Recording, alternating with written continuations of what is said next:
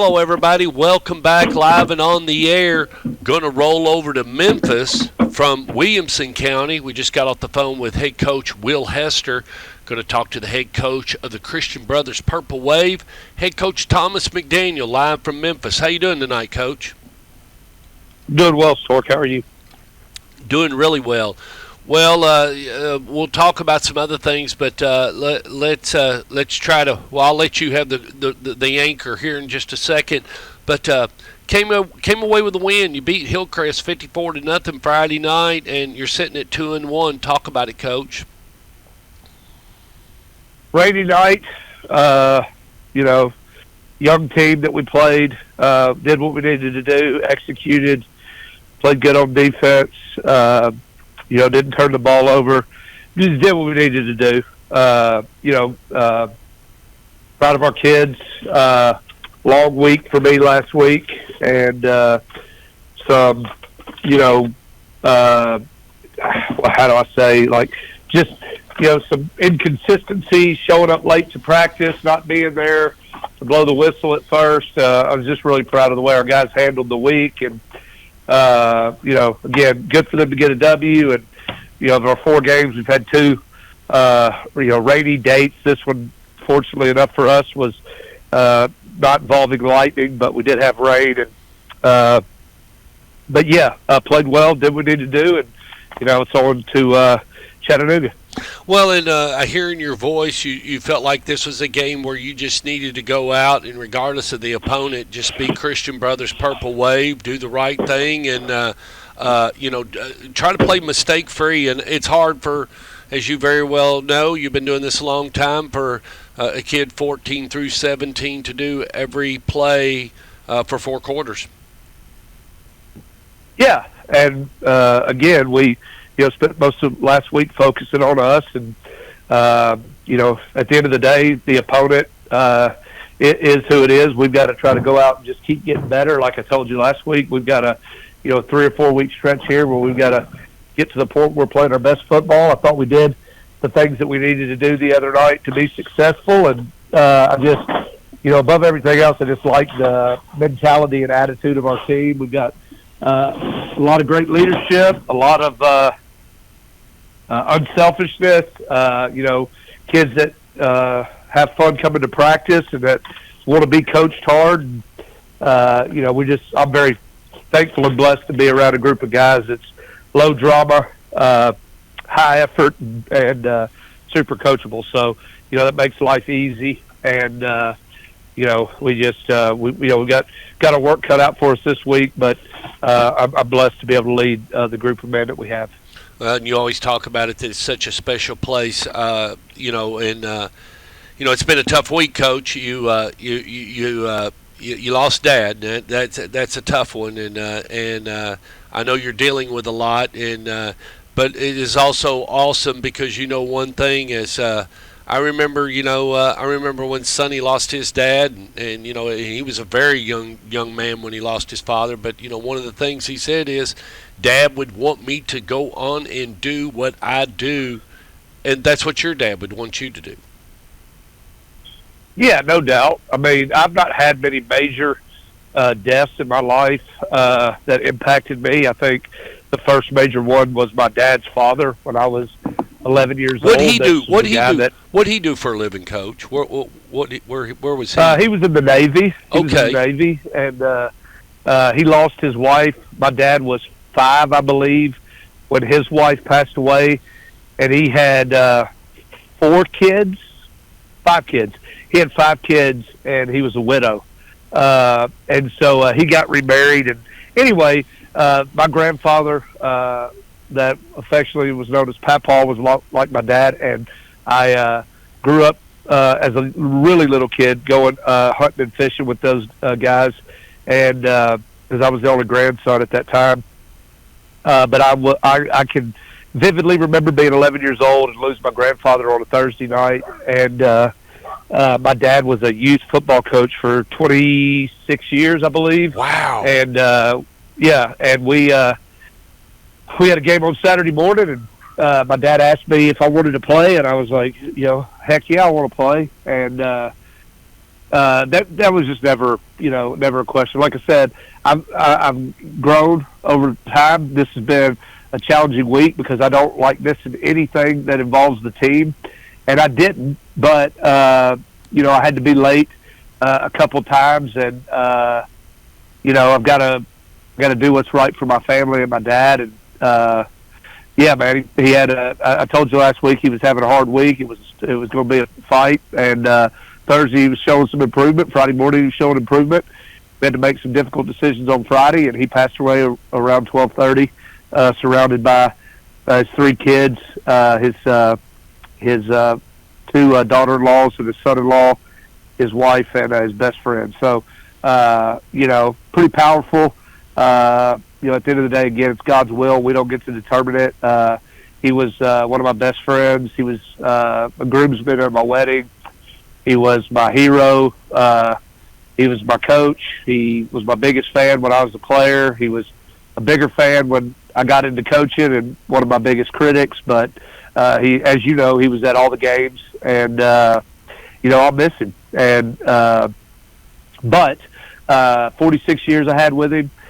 So many wonderful memories playing golf, fishing, talking football, hunting, whatever you want to say. He was a dad that anybody would wish for, and for that, I'm not gonna cry because it's over. I'm gonna smile because it happened. And whenever I start getting a little, pity party going on, I just think about all the great things and the fact that he's pain free and probably getting to play golf again for the first time in 10 years with buddies that he's lost. So again, I'm blessed, man. It's all good. It's not easy, but life's not easy. He taught me that a long time ago, and I'm just fortunate to have him in my life as long as I did. You look at it a lot like I do, and it is tough. It's tough to say goodbye to a loved one, but at the same time, death is supposed to sometimes be a celebration of life. That's exactly what it is. You only know, we don't know how long we're going to be here. None of us do. But for the time period we're here, and we get to enjoy each other and have our fellowship and the good times. I got to ask a question one time, Coach.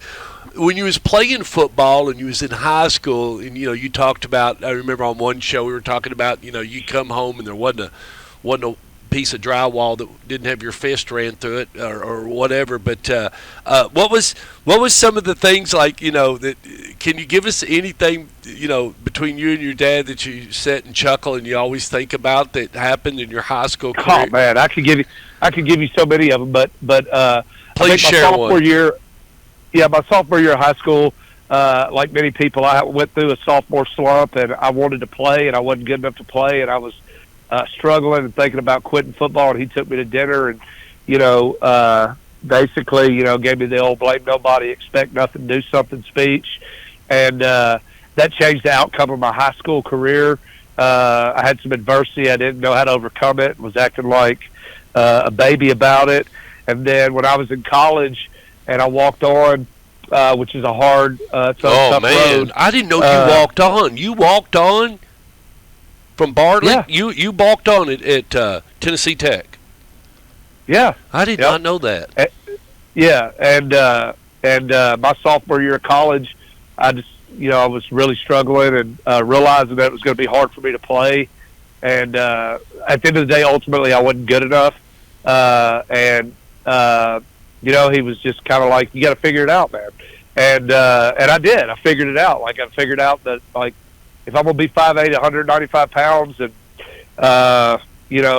be the lightest kid in the room, if you will, from a melatonin standpoint, I better figure out how to make people line up and know the defense inside and out. And it made me learn football at a whole different level, and it made me appreciate coaching. And I always thought I wanted to be a coach. I always felt like football was in my future, but those last couple of years of my college experience really were transformative for me, and really made me learn all of football, not learn playing safety or not learning defensive back, but learning all of it. And he traveled to Ohio University, traveled to Bowling Green, he traveled to Western Kentucky, which obviously isn't that far, Eastern Kentucky. Didn't matter, man. He went, and if we. I'll never forget, and I'll shut up after this. No, Coach, take it away, please. Take it. my senior year we played Western Kentucky, and the guys that he still tailgated with to this day, my uncles and a couple of his best friends would always go to games with him. And actually Saturday after we buried my dad, we're going to go back to Christian Brothers, and we're going to tailgate in the exact spot where my dad tailgated every Friday night and cooked for the coaches after the games. That's what he loved to do, man. He wanted to hold court. He liked being around football. He liked being around guys. He liked cooking and having a cold drink. And we're going to do that Saturday after we lay him to rest. But anyway, we were playing Western Kentucky. Harbaugh was the coach. Willie Taggart was the quarterback. I remember it well, man. He beat the hell out of us. He beat the hell out of us, Coach. I was at Eastern. Yeah. We couldn't stop him. We went down there on a Saturday afternoon, and we could not stop that dual threat quarterback. He beat the hell out of us. No question. Yeah, they were excellent. And anyway, so they were number 1 or number 2 in the country, and And they ran a counter option. And a kid named DJ Blaseth played defensive end. Taggart pivoted back out, and he hate me played on that team, by the way, Rod Smart. And you remember that name? Yeah. He hate me, the guy that played. Yeah. Anyway, they ran a counter option. He went to counter back on the option and pitch it. DJ hit him in the mouth. Ball popped up. And anyways, I scoop and score from about like 80 yards out, okay? And I'll remember after the game, we lost that game 14-10. And after the game, that was when you had the old Polaroid, the wide cameras, if you will. Like you had to, turn them with your thumb. You know what I'm talking about? Yes, I do. You know what I'm talking about? Yeah. And at that time, Western was a one-sided stadium, which I'm sure you remember that. Yes, as well. I do. I do. And anyways, game was over. We're walking out. I'm pissed off. We got beat. And my dad comes over and he goes, "Man, that was awesome." Of course, I'm cussing. I was frustrated. And he was like, "Well, good news is I got a lot of good pictures of you on that fumble recovery. Bad news is I think I used a whole roll by the time you got to the end zone." So he always found a way to jab at me. He and I both were realistic. He knew that I was kind of playing above my head. And but, man, he wore purple and gold proudly when I was in college, and then he wore garnet and gold when I first got into coaching, and he wore, baby blue for a little while, and he wore red and blue, and he ended up back in purple and gold, and now he gets to wear some green and gold with my brother. But great dad, super supportive, always there for us, and like I said, man, just couldn't wish for a better mentor, father. I recognized that I had it was a gift that was given to me, and it's something I don't take for granted.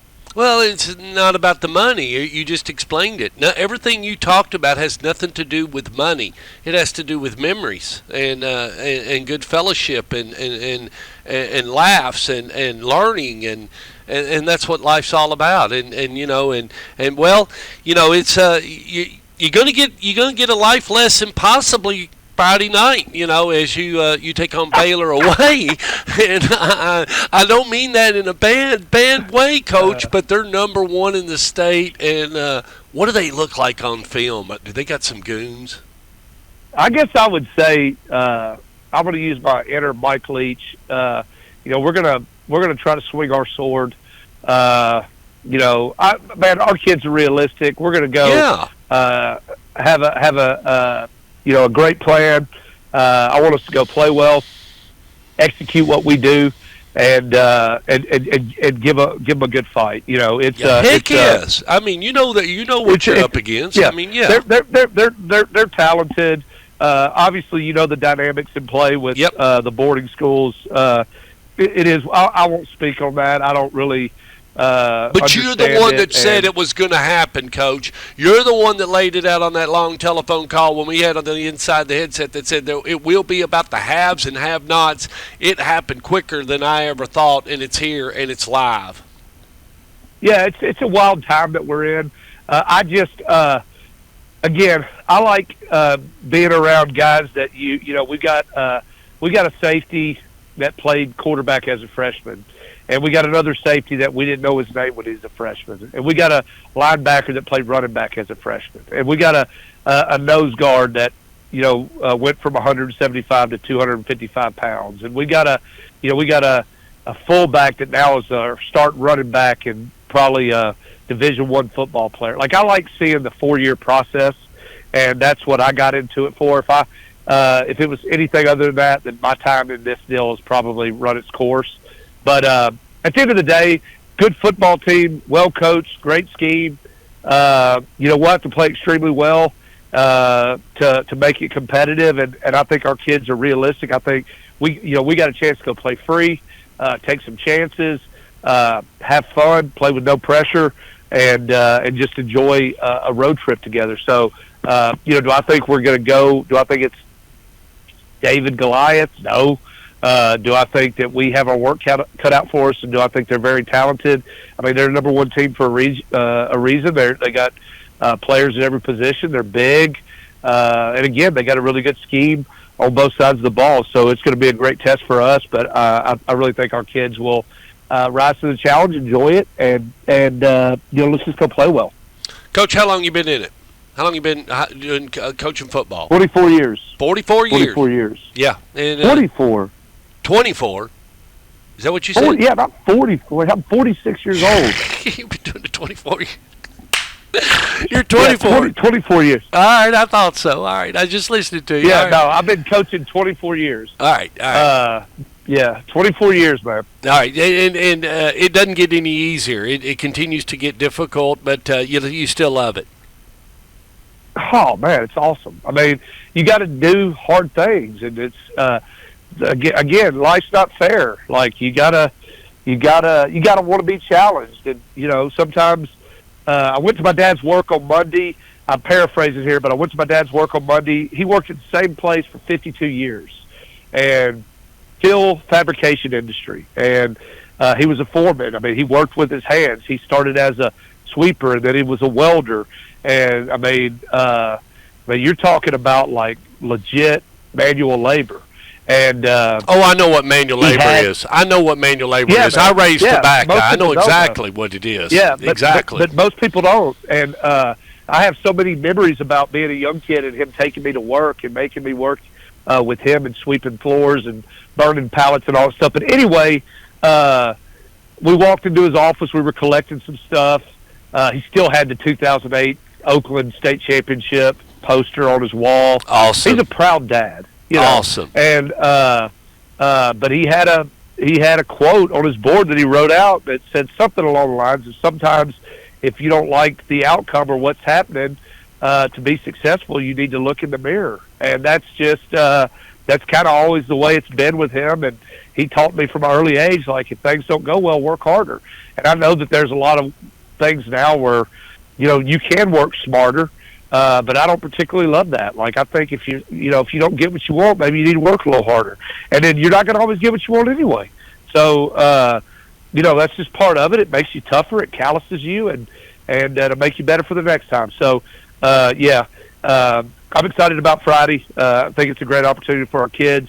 This game is just, it's a great, I tell our parents this all the time. You got lacrosse, you got soccer, you got you got travel baseball, you got AAU basketball.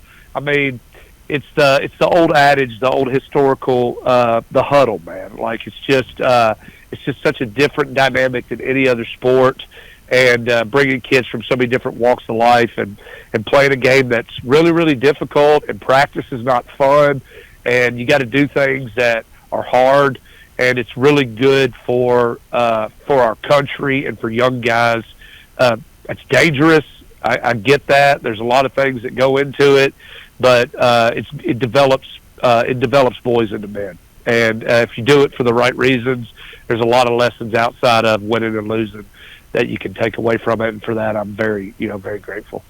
Coach, I can't thank you enough for being on Inside the Headset. We always learn something. You're always a great conversation. You bring us to real life, and you make it real. And the best part about it is, you know what? I talked to Kevin today, and Friday night, I'm going over here to the Inferno, and it's going to be the Blackman-Oakland game, one of your favorites. So, I mean, it's always a favorite. And I got to see Kevin's boys Friday night. I got to see T.T. Hill run by me. I got to see Chase Bandy run by me, and I got to see Tut. And he's got some weapons, man. He's got some kids that look, and he's going to get Doodlebug back Friday night. He's going to get Morse. He's going to run him. So I'll get to see something. I don't know what, but very dangerous, dangerous team. It was. Kevin reached out to me. Obviously, I still have some friends at Oakland, a couple administrators that I had long-time relationships with. Oh, yeah.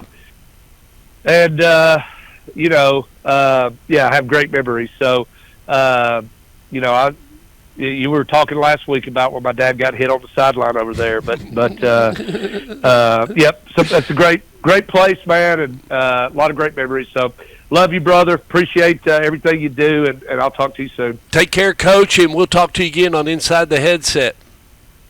All right, brother. See you. Bye.